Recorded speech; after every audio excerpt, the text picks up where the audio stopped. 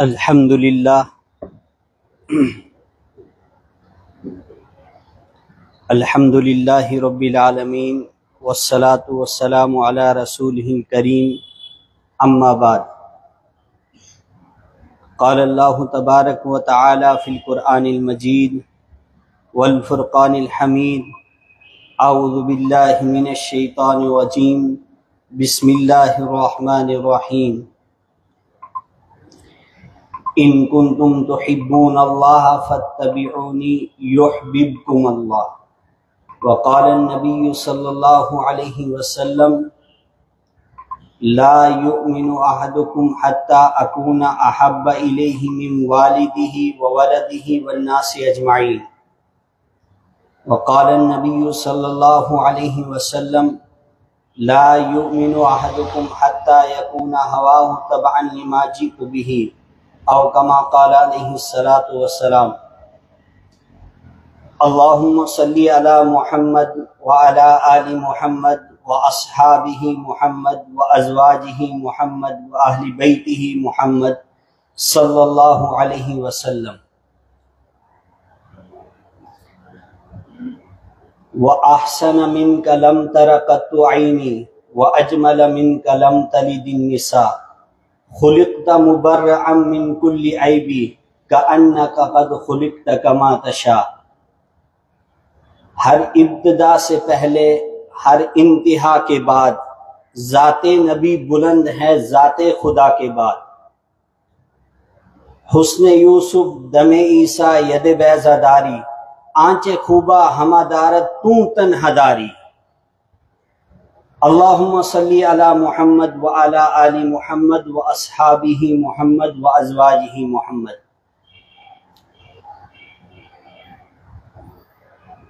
ربیع الاول کا یہ مقدس مہینہ، اس کی حیثیت، اس کا مقام اور اس کا مرتبہ آسمانوں سے اس لیے چھوتا ہے کہ اسی مہینے کے اندر رحمت عالم صلی اللہ علیہ وسلم کی ولادت و سعادت ہوئی ہے۔ اس پر تمام کا اتفاق ہے کہ مہینہ یہی ہے، البتہ تاریخ میں تو اختلاف کافی ہے، لیکن مہینہ جس مہینے کے اندر رحمت کائنات صلی اللہ علیہ وسلم پیدا ہوئے ہیں وہ یہی مہینہ ہے جس مہینے کے اندر ہم اس وقت گزر رہے ہیں۔ اور رحمت عالم صلی اللہ علیہ وسلم کی جس وقت ولادت ہوتی ہے اس وقت اگر ساری دنیا پر انسان تاریخی اعتبار سے اپنی نظر کو دوڑائے گا تو کیا حالات تھے۔ لکھنے والوں نے بہت کچھ لکھا ہے، مختصر وقت کے اندر وہ تاریخی پہلو کے اعتبار سے جتنے سیرت کے زاویے اور پوائنٹس ہیں ان کو اتنے مختصر وقت کے اندر ان کا احاطہ کرنا ناممکن بلکہ محال ہے۔ ہزاروں کتابیں لکھی گئی ہیں، ہزاروں کلام بنائے گئے ہیں، کائنات کے اندر زمین کے چپے چپے پر ہر اعتبار سے ہر موقع پر ہر صدی کے اندر ایسے لوگ پیدا ہوئے ہیں جنہوں نے محمد عربی صلی اللہ علیہ وسلم کی ذات اقدس پر ہزاروں کلام لکھے ہیں، ہزاروں کتابیں لکھی ہیں، اور کچھ تو اس حد تک پہنچے کہ کتابوں کے اندر ایسی کتابوں کو بھی لکھ ڈالا کہ مکمل رحمت عالم صلی اللہ علیہ وسلم کی سیرت کا خلاصہ لکھ رہے ہیں، لیکن کتاب کے اندر اردو کے وہ الفاظ استعمال کر رہے ہیں جن کے اندر ایک نقطہ بھی نہیں آئے، پوری کتاب لکھ ڈالی۔ رحمت عالم صلی اللہ علیہ وسلم کی سیرت کو کسی بھی زاویے کے اعتبار سے اگر دیکھے گا دنیا کا کوئی انسان ایسا نہیں آج تک پیدا ہوا جو آپ صلی اللہ علیہ وسلم کے کسی بھی پہلو کے اعتبار سے کمزوری کو بیان کر سکا، بلکہ بات تو یہاں تک سیرت میں لکھی گئی ہے مکہ کے وہ لوگ جو آپ صلی اللہ علیہ وسلم کے کھلم کھلا دشمن تھے، جو سر عام رہتے تھے، لبے سڑک رہتے تھے، آپ صلی اللہ علیہ وسلم کے راستوں پر قالین کی طرح کانٹے بچھاتے تھے۔ ایک موقع ایسا آتا ہے ان کے آپسی جھگڑے بہت ہو جاتے ہیں، اور اتنے جھگڑے ہو جاتے ہیں حل کہیں سے نہیں دکھ رہا ہے، ہر ایک دوسرے کے پاس جا رہا ہے، ابو جہل الگ کسی اور کے پاس جا رہا ہے، عتبہ کسی اور کے پاس جا رہا ہے، شیبہ کسی اور کے پاس جا رہا ہے، ابو لہب کسی اور کے پاس جا رہا ہے۔ یہ وہ سارے لوگوں کے نام ہیں جو آپ صلی اللہ علیہ وسلم کے دشمنوں میں جن کا نام سر فہرست آیا ہے، جو ٹاپ 1 میں جن کا شمار ہوتا ہے، ان لوگوں کا تذکرہ قرآن پاک نے بھی کیا، اللہ کے حبیب نے بھی کیا۔ لیکن جس وقت جھگڑا ان کا اتنا بڑھ گیا، کہیں سے حل نہیں نکل رہا ہے، اور ان کے سب سے بڑے جو سردار تھے انہوں نے کہا کہ اس مقدمے کا حل محمد صلی اللہ علیہ وسلم کے دولت قلعے پر جا کر وہاں اس کا حل ملے گا۔ کیوں؟ کہا کہ وہ امین بھی ہیں، وہ صادق بھی ہیں، اس لیے مکہ کے مشرکین نے آپ صلی اللہ علیہ وسلم کو اسی لقب سے پکارا، وہ الامین ہیں، امانت دار ہیں، الصادق ہیں، سب سے زیادہ سچے انسان ہیں۔ اسی سچے انسان کے، اسی سچے نبی کی امت میں ہمارا شمار ہوتا ہے۔ ہمارا حال دیکھو کیا ہے، ہم کہاں تک پہنچ چکے ہیں، ہمارا حال کہاں تک پہنچ گیا ہے، انسان اس کو بیان کرنے سے قاصر ہو چکا ہے۔ اور رحمت عالم صلی اللہ علیہ وسلم کو اللہ تعالیٰ نے وہ جماعت عطا کی جن جماعت کے بارے میں قرآن پاک نے فیصلہ کر دیا کہ اگر اس جماعت میں سے کسی ایک بندے کے بارے میں کسی نے زبان درازی کی تو یاد رکھنا جہنم اس کا ٹھکانہ ہے، وہ اس کا انتظار کرے گی، جنت اسی کو ملے گی جو رحمت عالم صلی اللہ علیہ وسلم کے ساتھیوں کی پاسداری، ان کی امانت اور ان کے مقام و مرتبے کو سوچ کر زندگی گزارے گا، وہ بچ جائے گا، ورنہ اس کا بچنا ناممکن ہے۔ قرآن پاک نے اعلان کر دیا، اولئک الذین امتحن اللہ قلوبہم للتقوی، یہ لوگ جو اللہ کے حبیب کو عطا کیے گئے ہیں، وہ ساتھی جن کا تذکرہ قرآن پاک بیان کر رہا ہے، جو اللہ کے نبی کو اپنی جولی میں دیے گئے ہیں اور جن کی تربیت خود رحمت عالم صلی اللہ علیہ وسلم نے فرمائی، کہا کہ ان پر اگر کسی نے دنیا کے اندر زبان کھول دی اس کا برا ہونے کے لیے بس یہ کافی ہے، اور کچھ ضرورت اس کو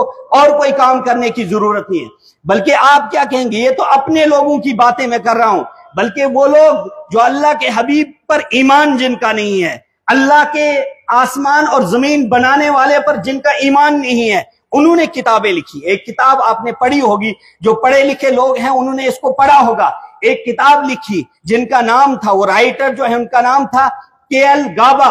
کے.ایل. گابا نے ایک کتاب لکھی، اس کتاب کا نام لکھا دا پروفٹ آف دا ڈیزرٹ، ایک جو صحرا کے نبی ہیں ان کے نام پر ایک کتاب لکھی۔ اور اس کتاب کو لکھنے کے بعد وہ بہت سراپا انصاف والے انسان بن گئے، اور ایک جج کے سامنے ان کا مقدمہ چلا جاتا ہے، اور وہ مقدمہ بھی بہت ناحق مقدمہ ہے جس کے اندر کوئی سچائی نہیں تھی، اور جج بھی انگریزوں کا جج بیٹھا ہوا تھا۔ اس نے فیصلہ کر دیا کہ اس کو جیل میں ڈالا جائے۔ کے.ایل. گابا اس کا نام تھا، اسی نام سے یہ کتاب بھی ہے، دا پروفٹ آف دا ڈیزرٹ۔ آپ اگر پڑھیں گے اس کو، اس کے اندر ان کی لائف ہسٹری کو بیان کیا گیا ہے۔ وہ لکھتے ہیں کہ میں نے جب یہ کتاب کے پہلے ورق کو کھولا اور اس کو لکھنے لگا اور رحمت عالم صلی اللہ علیہ وسلم کی زندگی کا تذکرہ کرنے لگا، اور میرے دل کے اندر کچھ عجیب سی کیفیتیں پیدا ہوئی، اور جج نے فیصلہ کر دیا کہ جو سب سے زیادہ پیسہ ان کی ضمانت کے لیے دے گا تب ان کو یہاں سے رہا کیا جائے گا، ورنہ ان کو نجات ملنے والی نہیں ہے، یہ قید خانے میں رہیں گے۔ اور سارے لوگوں نے کوشش کی، وہ غریب خاندان کے سے کسی نے ان کا پیسہ اتنا جج نے لگا دیا کہ یہ کبھی رہا نہیں ہو سکتے ہیں۔ اور پھر رحمت عالم صلی اللہ علیہ وسلم اسی علاقے کے ایک مالدار انسان کے خواب میں آتے ہیں، رات کو کہتے ہیں جاؤ کے.ایل. گابا، آپ کو اللہ نے بہت دولت دی ہے، آپ کے.ایل. گابا کو اس قید خانے سے چھٹوا لو، اس لیے کہ انہوں نے ایک ایسی کتاب لکھی ہے، وہ کتاب مجھے پسند ہے اور وہ لکھنے والا بھی پسند ہے۔ ان کو ایمان بھی نصیب ہو گیا، اور اس کے بعد وہ بندہ لکھتا ہے میں نے اپنے مکان کو بیچا، میں نے اپنی زمین کو بیچا، اور میں جتنا بزنس کا سسٹم میں نے تھا وہ سارا میں نے بیچ دیا، اور اس کے بعد وہ پیسہ میں نے ادا کیا، اس کو رہا کیا، اور رہا کرنے کے بعد اس سے پوچھا گیا کہ آپ کو جیل سے کس نے نکوالا؟ وہ لکھتا ہے کہ مجھے میرے نبی محمد عربی صلی اللہ علیہ وسلم نے جیل سے نکوایا۔ یہ وہ لوگ ہیں جو اللہ کے نبی پر ایمان رکھنے والے نہیں تھے۔ ہمارا ایمان ہے اللہ کے حبیب پر، اور اللہ کے حبیب نے بیان کر دیا، صاف صاف بیان کر دیا، واضح طور سے بیان کر دیا، لا یؤمن احدکم حتی یکون ہواہ تبعا لما جئت بہ، تم میں سے کبھی کسی کا ایمان کامل نہیں ہو سکتا ہے اس وقت تک جب تک نہ ساری خواہشات میرے دین کے پیچھے کر دیں۔ میں نے جو زندگی گزاری 63 साल जिंदगी का जो लाइफ स्टाइल है वो मैंने आपके सामने पेश किया। उसमें वालिदैन का तज़किरा है, पड़ोसियों का तज़किरा है, असातिज़ा का तज़किरा है, शागिर्दों का तज़किरा है, पीरों का तज़किरा है, मुरीदों का तज़किरा है, अपनों का तज़किरा है, गैरों का तज़किरा है। अल्लाह के हबीब ने फरमाया वो लाइफ स्टाइल जो मैंने 63 साल जिंदगी के अंदर गुजार कर आपको बता दिया, और कुरान ने उसका ऐलान किया, लक़द कान लकुम फी रसूलिल्लाहि उस्वतुन हसना। अल्लाह के हबीब की जिंदगी के एक एक पॉइंट और एक एक जाविये और एक एक मकाम के एतबार से आपके लिए नमूना आइडियल है। वो तुम्हारा जिंदगी का इमाम है, वो सामने रखकर जिंदगी गुजारेंगे, इंशाअल्लाह कामयाबी तुम्हारी पांव चूमेगी। लेकिन बदकिस्मती है कि ईमान वाले अपने आप को मुसलमान कहने के बावजूद भी झूठे दावे करके जिंदगी गुजार रहे हैं। ईमान वाला अपने नबी का उम्मती होकर भी दूसरे को धोखा दे रहा है। एक मुसलमान अपने आप को नबी का उम्मती कहलाने के बाद भी दूसरे को नुकसान पहुंचा रहा है। एक इंसान की जो सोच है, जो उसका माइंड सेट है, उसको अल्लाह के हबीब के मुताबिक अगर लगाएगा, रब्बे काबा की कसम कायनात के अंदर निराला रहेगा, उसका मकाम सदियों तक याद रखा जाएगा, उसकी मौत के बाद भी उसको याद किया जाएगा। लेकिन शर्त यह है कि रहमत आलम सल्लल्लाहु अलैहि वसल्लम के नक्शे कदम पर अगर वो चलेगा। अल्लाह ताला मुझे भी आपको भी अमल की तौफीक नसीब फरमाए।